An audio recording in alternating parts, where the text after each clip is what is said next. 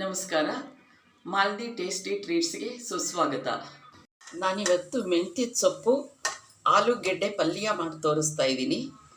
ಇದಕ್ಕೆ ನೋಡಿ, ಮೆಂತ್ಯದ ಸೊಪ್ಪು 2 ಕಟ್ಟು ಈ ಥರ ಸಣ್ಣ ಕಟ್ ಮಾಡಿ ಇಟ್ಕೊಂಡಿದ್ದೀನಿ.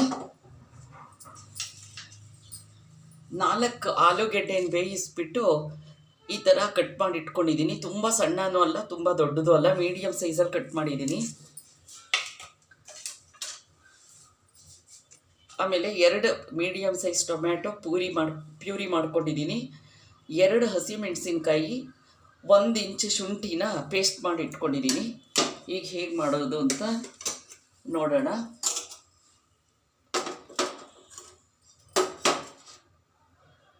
ಎಣ್ಣೆ ಈಗ ನೋಡಿ, 1 ಸ್ಪೂನು ಜೀರಿಗೆ ಹಾಕ್ತಾಯಿದ್ದೀನಿ.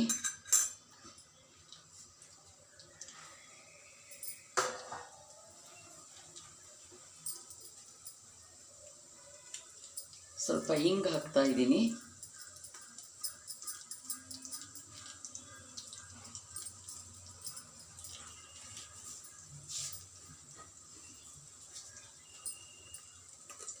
ಹಸಿಮೆಣಸಿನ್ಕಾಯಿ, ಶುಂಠಿ ಪೇಸ್ಟ್ ಜೊತೆಗೆ 1 ಗುಂಟೂರು ಮೆಣಸಿನ್ಕಾಯಿನ ಕಟ್ ಮಾಡಿ ಹಾಕ್ತಾ ಇದ್ದೀನಿ.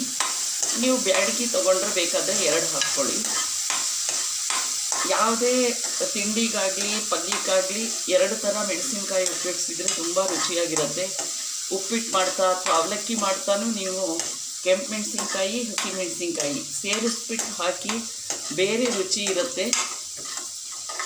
ಇದು ಆಯಿತು. ಈಗ ಇದಕ್ಕೆ ಟೊಮ್ಯಾಟೊ ಪ್ಯೂರಿ ಮಾಡಿ ಇಟ್ಕೊಂಡಿರೋದನ್ನು ಹಾಕ್ತಾಯಿದ್ದೀನಿ.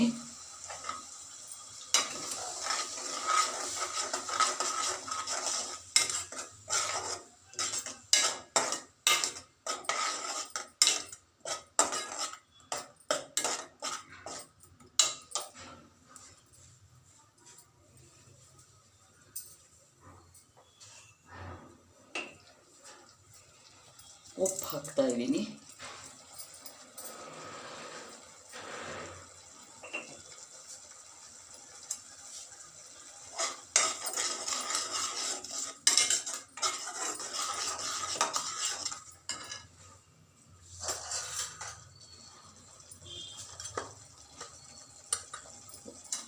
ಕಾಲು ಟೀ ಸ್ಪೂನ್ ಅರಿಶಿನ ಹಾಕಿದೆ.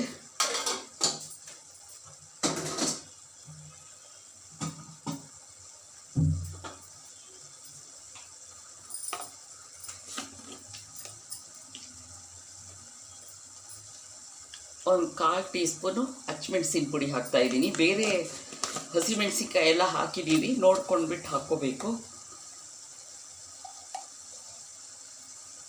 ಇಷ್ಟು ಚಿಕ್ಕ ಸ್ಪೂನಲ್ಲಿ ಧನಿಯಾ ಪೌಡ್ರ್ ಹಾಕ್ತಾಯಿದ್ದೀನಿ.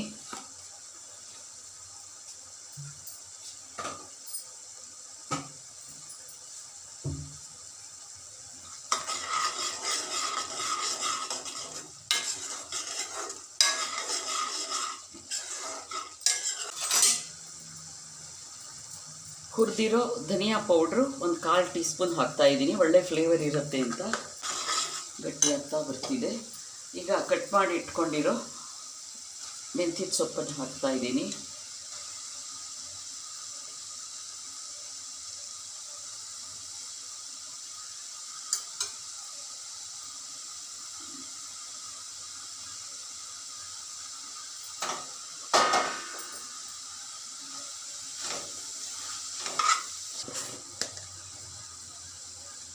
ಒಂದು ಟೀ ಸ್ಪೂನು ಸಕ್ಕರೆ ಹಾಕ್ತಾಯಿದ್ದೀನಿ.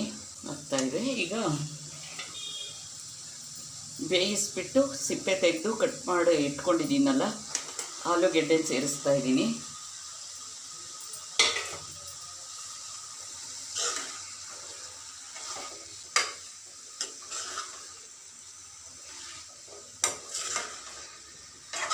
ಇದು ಪೂರಿ, ಚಪಾತಿ, ಪರೋಟ ತುಂಬ ಚೆನ್ನಾಗಿರುತ್ತೆ.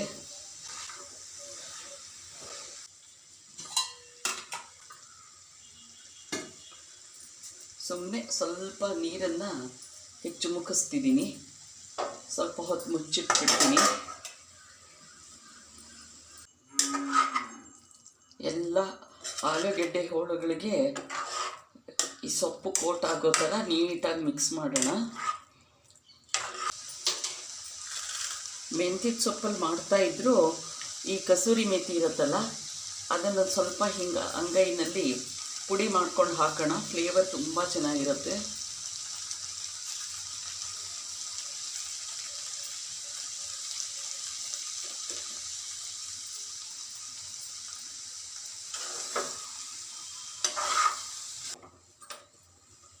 ನೋಡಿ, ತುಂಬ ರುಚಿಯಾದ ಮೆಂತ್ಯ ಆಲೂಗೆಡ್ಡೆ ಪಲ್ಯ ರೆಡಿಯಾಗಿದೆ. ಫೀಡ್ಬ್ಯಾಕ್ ಕೊಡಿ.